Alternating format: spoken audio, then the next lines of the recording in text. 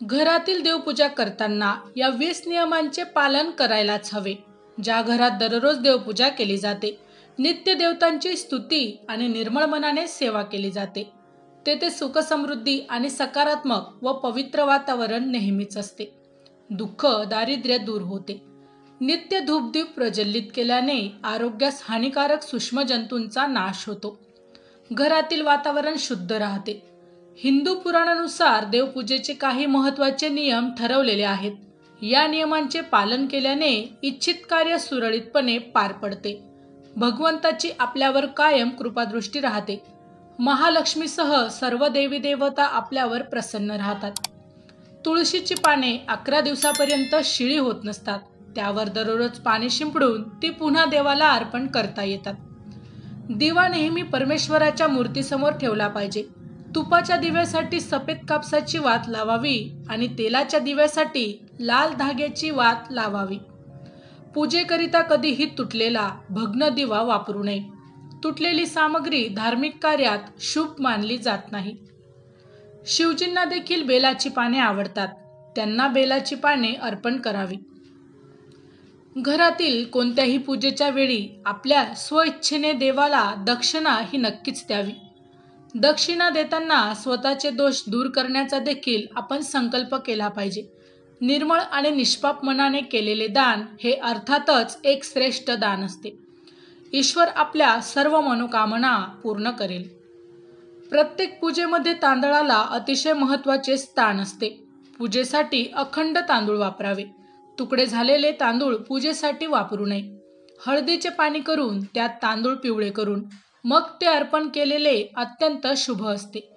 नेहमी पिवळे तांदूळच पूजेसाठी वापरावे.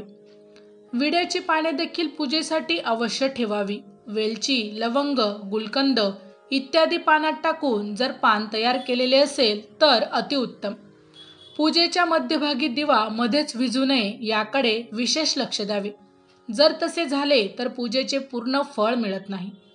कोणत्याही देवाला पूजा, ध्यान, आसन, स्नान, धूपदीप, अक्षदा, कुमकुम, चंदन, फुले, प्रसाद इत्यादींना आमंत्रित करणे आवश्यक आहे. भगवान शिव यांना हळद अर्पण करू नये आणि शंखाने यांना जल अर्पण करू नये. पूजेच्या ठिकाणी स्वच्छता आणि पवित्रता यांचे काटेकोरपणे पालन करायलाच हवे. एखाद्याने चप्पल घालून देवघरात प्रवेश करू नये. चामड्याची कोणतीच वस्तू पूजा अर्चा करताना आपल्या जवळ बाळगू नये. पूजाघर हे नेहमी स्वच्छ ठेवायला हवे. म्हणतात ना, हात फिरे तिथे लक्ष्मी वसे. भगवान श्री विष्णूस प्रसन्न करण्यासाठी पिवळ्या रंगाचे रेशमी वस्त्र अर्पण करावे. देवी दुर्गा, सूर्यदेव आणि श्री गणेश यांना प्रसन्न करण्यासाठी लाल रंगाचे वस्त्र अर्पण करावे. तसेच शिवजींना पांढऱ्या रंगाचे वस्त्र अर्पण करावे. कोणत्याही प्रकारच्या पूजेमध्ये कुलदेवता, इष्टदेवता, वास्तुदेवता, ग्रामदेवता यांचे स्मरण करून त्यांचे आशीर्वाद सर्वप्रथम घ्यायला हवे. पूजेसाठी सर्व देवतांचे आवाहन करायला हवे. पूजेच्या आधी देवांना स्नान घालावे. धूप दीप प्रज्वलित करावे. हळदी कुंकू लावावे. तसेच पुष्प, बेलपत्र, चंदन, अक्षदा असणे गरजेचे आहे. आपण पूजेकरिता जे आसन घेतो ते कधीही आपल्या पायाने सरकवू नये. ते नेहमीच हाताने सरकवावे. आपण दररोज तुपाचे निरांजन लावावे. त्यामुळे घरातील सर्व वास्तुदोष आणि नकारात्मक ऊर्जा दूर होतात. देवघराच्या वर अडगळीच्या वस्तू ठेवू नयेत. तसेच कोणतेही ओझे किंवा सामानाचा पसारा ठेवू नये. देव्हाऱ्यावर काहीही ठेवू नये. यामुळे देवाला भार होतो. देवतांना पुष्पहार, ताजीतवानी फुले, पाने इत्यादी अर्पण करण्यापूर्वी ते एकदा पाण्याने नेहमी स्वच्छ धुवून घ्यावे. भगवान सूर्याला 7 प्रदक्षिणा घालाव्यात. श्री विष्णूला 4, श्री गणेश यांना 3 आणि शिवजींना अर्धी प्रदक्षिणा घालावी. घरात कोणतीही विशेष पूजा केली जाते तेव्हा आपल्या प्रतिष्ठित देवतांबरोबरच स्वस्तिक, कलश, नवग्रह देवता, पंचलोकपाल, षोडशमाता, साती आसरा यांचीही उपासना करणे अनिवार्य आहे. या सर्वांबद्दल संपूर्ण माहिती प्रख्यात पंडित यांच्याकडून मिळू शकते. विशेष पूजा केवळ पंडितांनीच केली पाहिजे, जेणेकरून पूजा ही योग्य प्रकारे आपल्याला करता येईल.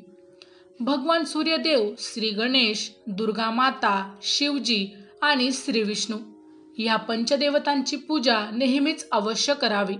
दररोज पूजा करताना यांची पूजा करावी. रोज घरात देवपूजा करून सकारात्मक वातावरण होते. त्यामुळे पुण्यसंचय तर होतोच, पण घरात अनुकूल व मंगल गोष्टी देखील घडतात. दत्तनामात राहा, कल्याण होईल, शुभम भवतु. माहिती आवडली असेल तर अवश्य शेअर करा. अशाच प्रकारची नवनवीन आध्यात्मिक विषय माहिती मिळवण्यासाठी आमच्या लाईफ प्रेडिक्टर या यूट्यूब चॅनलला अवश्य सबस्क्राईब करा. धन्यवाद.